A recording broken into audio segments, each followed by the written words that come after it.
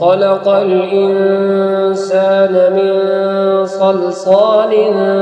كالفخار وخلق الجان من مارج من نار فبأي آلاء ربكما تكذبان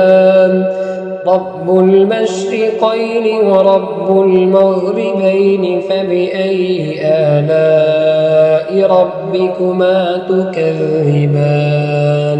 وهو الذي خلق من الماء بشرا فجعله نصبا وسهرا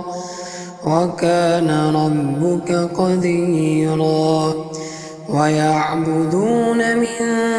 دون الله ما لا يضرهم ولا ينفعهم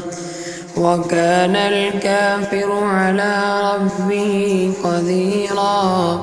وما أرسلناك إلا مبشرا ونذيرا قل ما أسألكم عليه من أجر إلا من